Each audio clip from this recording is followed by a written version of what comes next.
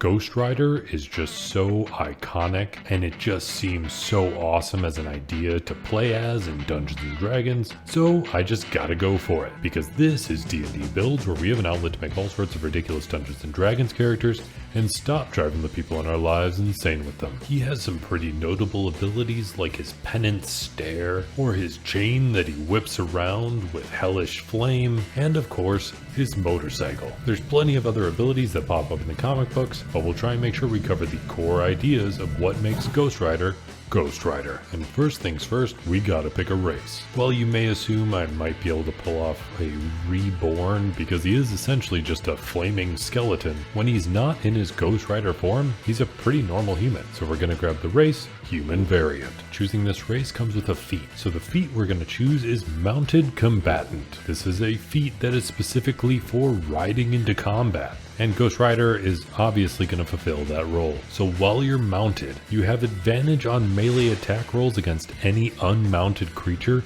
that is smaller than your mount. You can force attacks that are targeted at your mount to target you instead, and if your mount is subjected to an effect that allows it to make a dexterity saving throw, it takes only half damage, or if it succeeds on that save, it takes 0 damage instead. Being a human variant also comes with choosing one skill that you're proficient in, and since there are versions of the Ghost Rider that ride an actual horse instead of a motorcycle or anything like that, we're gonna grab Animal Handling. Then we have to choose a background, and I would say Haunted One fits pretty damn well for the Ghost Rider. This gives us 2 languages, so we can grab Abyssal and Infernal because those seem like very hellish languages to have, and then we get to choose 2 skills from a limited skill list, so we'll grab Religion and Survival. We're not going to focus too much on the stats yet because I want to choose that starting class, and considering you quite literally make a deal with the devil, there's no way we're going to avoid going with anything other than Warlock. And since a Warlock's main abilities rely on Charisma, we're going to go ahead and take our stats, bump Charisma as high as we can, bringing it to 15, and then give it another +1 from being a human variant, bringing it to 16. He does tend to walk around pretty stiff, so I'm not going to worry about dexterity, so the rest of the points that we have, I'm going to go ahead and throw into Strength and Constitution, bringing both of them to 15, and then we'll get another +1 into our Strength from being a human variant, bringing Strength to 16. That leaves the rest of our stats to be dumped down to 8. Now that we have our stats taken care of and we know we're going to go with a Warlock, when you first select the Warlock, you get proficiency with light armor and simple weapons, and you get saving throw and wisdom and charisma. Additionally, you get to choose 2 skills, so we're going to go with Arcana and Intimidation. Then at first level of Warlock, you get to choose an otherworldly patron, otherwise known as a subclass, right off the bat. And while many might try and say that I should go with something like a Hexblade because it's all about that chain, I think there's a much better way to go, and we're going to go with an Undead Warlock from the Van Richten's Guide to Ravenloft. This gives us a very good feature that really makes us look like the Ghost Rider right at level 1, and that's Form of Dread. So you can manifest aspects of your patron's dreadful power.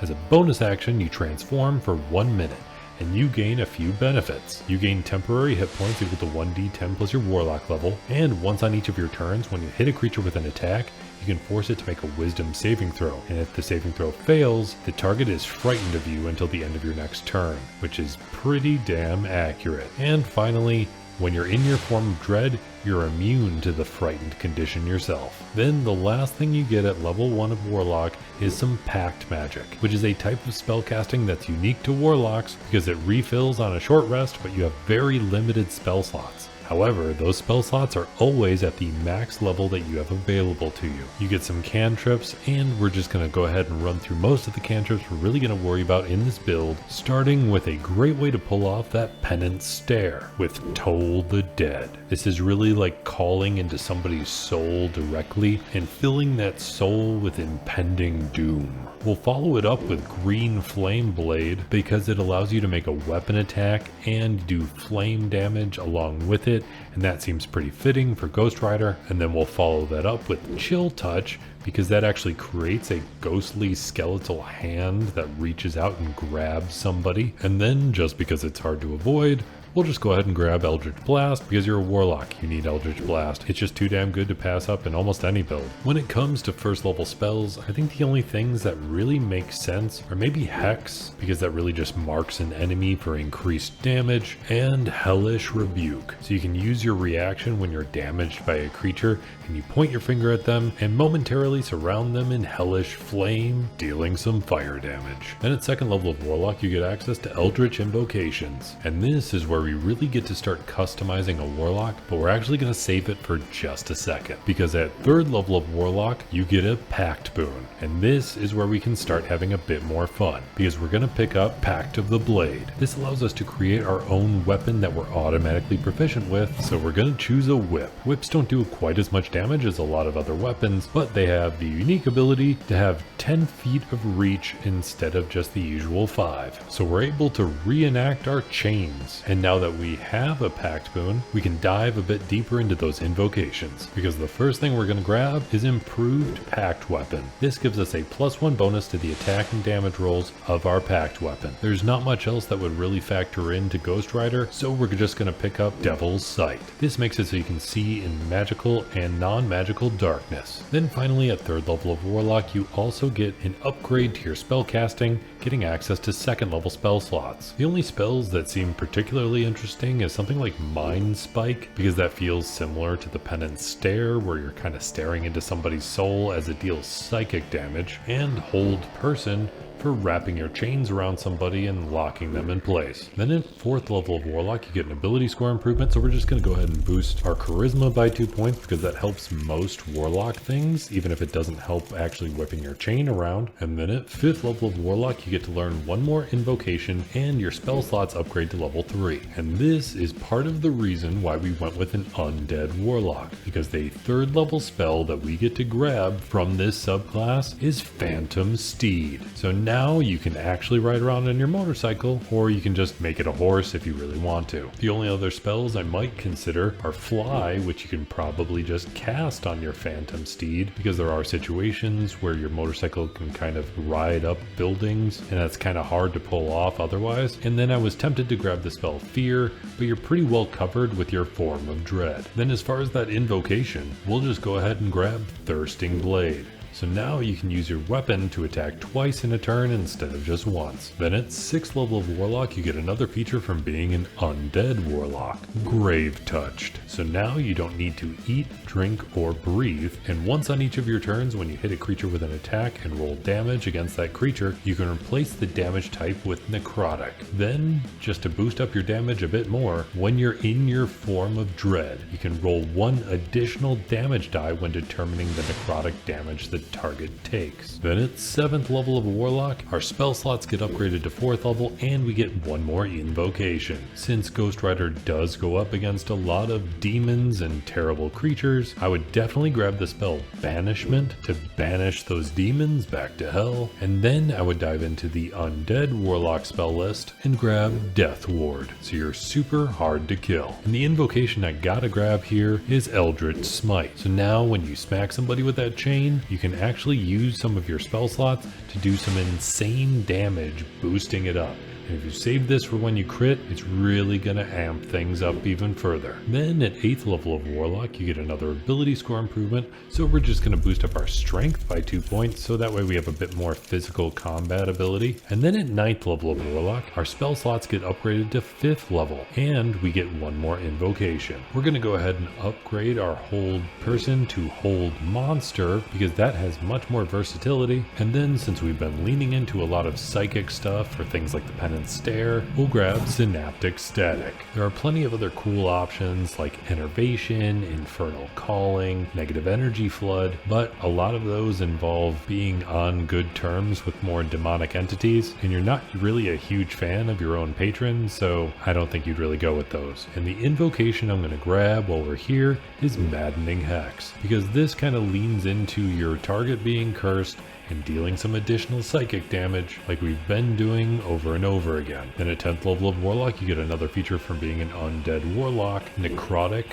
Husk. So your connection to undeath and necrotic energy now saturates your body. You have resistance to necrotic damage, and if you are currently transformed using your form of dread, you instead become completely immune to necrotic damage. Additionally, when you reach 0 hit points, you can use your reaction to drop to 1 hit point instead, and when you do this, your body erupts with deathly energy, forcing every creature of your choice within 30 feet of you to take necrotic damage equal to 2d10 plus your warlock level. Only downside is that because of all of these benefits, you gain 1 level of exhaustion, and once you use this reaction, you can't do so again until you finish 1d4 long rests. Then at 11th level of Warlock, you get access to a Mystic Arcanum, which is a very special form of spell that you can only use once per long rest, but it's a higher level spell because it's of 6th level. This is where I'd probably usually get something like Tasha's Otherworldly Guise, but your total Ghost Rider look is already complete, so we don't really have to worry about that one. So I'm gonna go with the spell Eye Bite. Your eyes become inky voids imbued with dread power, and you can force people to become panicked or just asleep or sickened. It has a bit of versatility. Then at 12th level of Warlock, you get another ability score improvement, so we're finally going to max out our charisma, and you get 1 more invocation, and we're gonna go ahead and grab Life Drinker. This makes it so when you hit a creature with your packed weapon, that creature is going to take extra necrotic damage equal to your charisma modifier.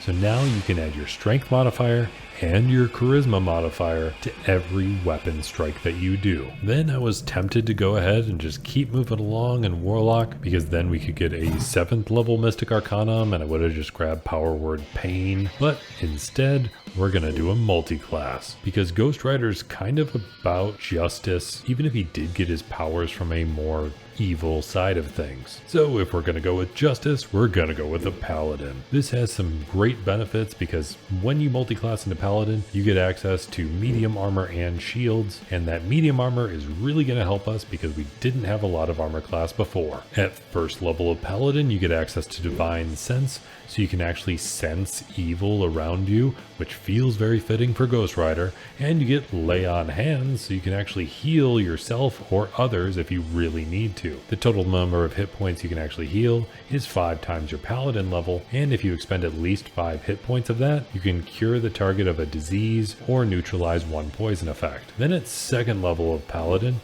you get a fighting style. So I would just grab defense. We don't have a lot of dexterity to boost our armor class as it is, so defense is really going to help us out, giving us a +1 to our armor class. Also at 2nd level, we get access to some spell casting, but the only paladin spell I really care about is Searing Smite, because then you can go ahead and amp up your whip damage with some pure fire damage smiting your enemies. You can follow it up with Compelled to Duel if you really want to, or maybe Shield of Faith to help out your armor class a little further. And speaking of smiting your enemies, you also get access to Divine Smite at this level, so you can expend a spell slot when you hit a creature to deal some additional radiant damage. The extra damage equals 2d8 for a 1st level spell slot and an additional 1d8 for each spell slot higher than that, to a maximum of 5d8. The damage is increased by 1d8 if the target happens to be a fiend or undead. And here's the really crazy part. Divine Smite and Eldritch Smite don't conflict at all.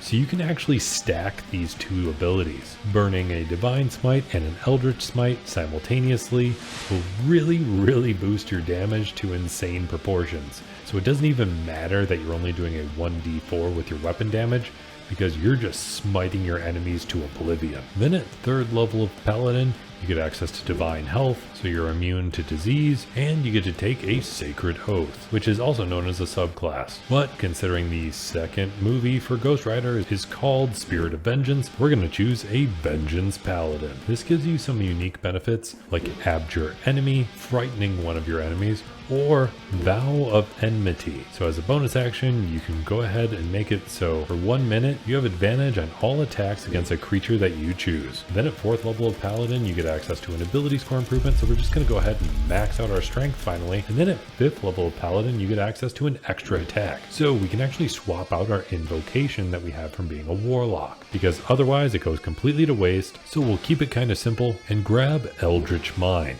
So you have advantage on Constitution saving throws to maintain concentration on spells. You also get access to 2nd level spells at this level of Paladin, but there's not a whole lot that would really help you unless you really want to go ahead and swap out Vine Steed for Phantom Steed. So you could just grab Branding Smite if you really want it and keep on moving. But I'm mostly just going to use the spell slots from Paladin for extra smitiness. Then at 6th level of Paladin, you get Aura of Protection. So any saving throw that you or a friendly creature within 10 feet of you has to make, they get a bonus to that saving throw equal to your Charisma modifier. Then at 7th level of Paladin, you get another feature from being a Vengeance Paladin, Relentless Avenger. I'm sure at some point in Marvel Comics, the Ghost Rider was a part of the Avengers, so I guess this works. But your supernatural focus helps you close off foes' retreat. So when you hit a creature with an opportunity attack, you can move up to half your speed immediately. And that movement doesn't provoke any sort of opportunity attack on your end. Then at 8th level of Paladin and last level of this overall build, you get one more ability score improvement,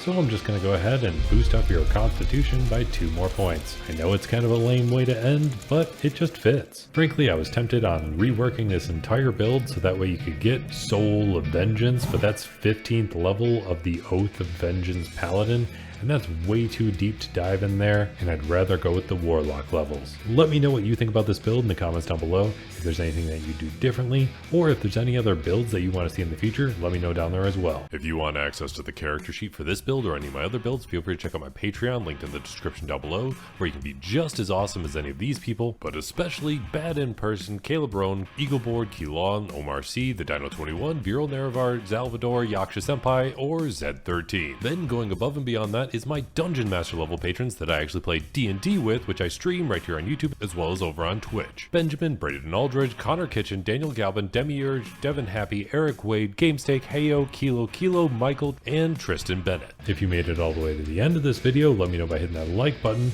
and I'll be here hoping you roll at least 3 nat 20s in your next D&D session, especially if you want to be a absolutely over-the-top skeleton riding a horse or motorcycle or whatever, and totally on fire, scaring the crap out of your enemies, and playing as Ghost Rider in Dungeons & Dragons.